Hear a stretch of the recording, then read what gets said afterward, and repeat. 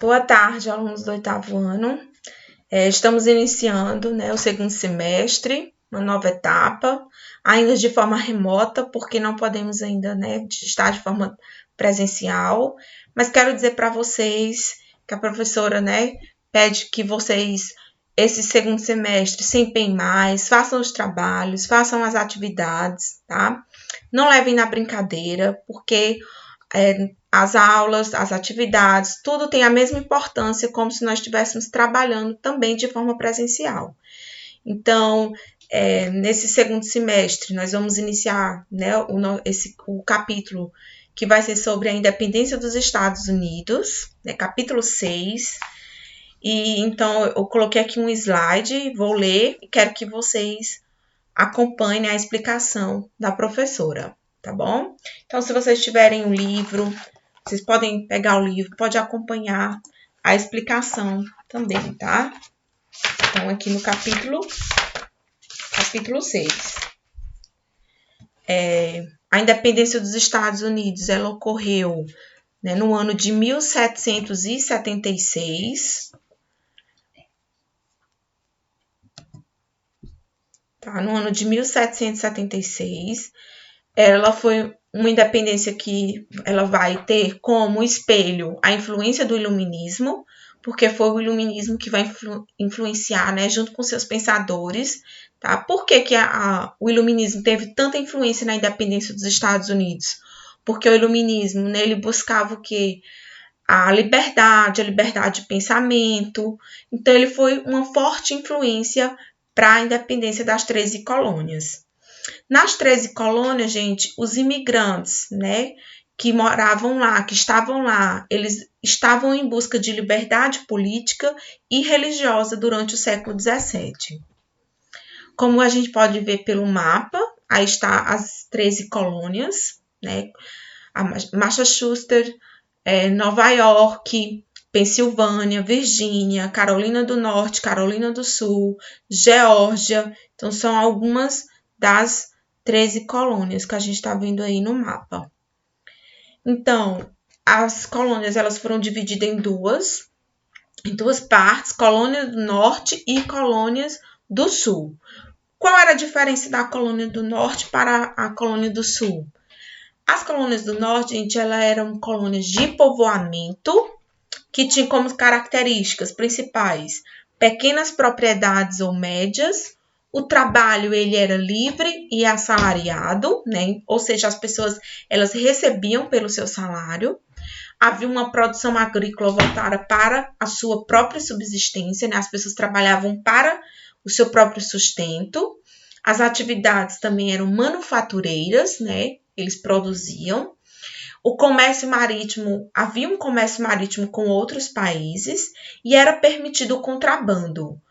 E também havia um comércio triangular, que eu vou mostrar mais na frente para vocês, como é que funcionava esse comércio triangular, tá? Onde uns importavam, outros exportavam. Então, depois a professora vai explicar melhor.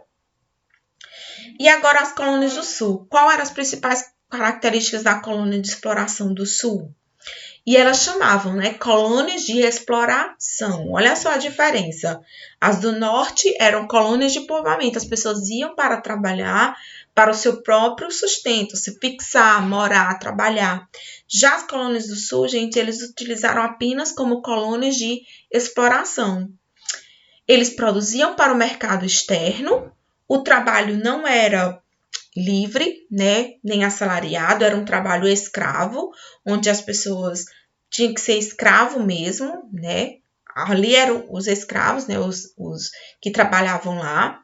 Havia a monocultura, que era de algodão, tabaco e arroz, e grandes propriedades, ou seja, havia grandes propriedades rurais, tá, nas colônias do Sul. As 13 colônias eram governadas por um vice-rei, mais a Assembleia dos Colonos sob as leis da metrópole. No caso, gente, quem era a metrópole das 13 colônias, Quem governava as 13 colônias? A quem as 13 colônias eram subordinadas? Então, era a Inglaterra. Ai, gente, nós vamos ver que em 1756 a 1763 houve a Guerra dos Sete Anos entre França e Inglaterra. A Inglaterra vence, mas para se ressarcir de seus prejuízos, adota as chamadas Leis Intoleráveis. Em 1764, houve a Lei do Açúcar, onde ele restringiu o comércio americano, onde essa lei vai colocar esse comércio somente ali, né, para a América. Em 1765, houve a Lei do Selo, que era o pagamento de selagem obrigatória de correspondências e afins. Então, toda correspondência que era enviada tinha que ter o selo, e esse selo ele tinha que ser pago, tá? Em 1767, houve a Lei do Chá, que determina o monopólio para a Companhia das Índias Orientais. Em resposta, os colonos americanos fizeram uma manifestação que foi sufocada pelas tropas inglesas e ficou conhecida como Massacre de Boston, em 1770. Então, os colonos americanos não gostaram nem um pouco, né, do que os ingleses fizeram, e houve aí uma manifestação chamada de Massacre de Boston em 1770. Ou seja, gente, houve muitas mortes, né, durante esse episódio. Em 1773, a Inglaterra tentou impor a compra pelos Estados Unidos do chá, que ela tinha estocado, e para isso manteve as taxas dos outros chás comercializados bem altas. Em represália, os colonos americanos disfarçados de índios, Mohawks, resolveram jogar 300 caixas de chá na Baía de Boston, e o episódio ficou conhecido como a Festa do Chá. Olha só, né, gente? Então, a Inglaterra ela vai tentar impor aí pelos Estados Unidos o chá, né, que ele tinha estocado, e para isso vai manter as taxas dos outros chás comercializados bem alto. Então, ele vai aumentar aí a taxa do chá. Então, os americanos também não gostaram nada do que a Inglaterra fez e vai jogar 300 caixas de chá na Baía de Boston. Então, esse episódio vai ficar chamado de a Festa do Chá, como vocês estão vendo aí pela imagem, né? Ele jogando o chá aí na Baía de Boston.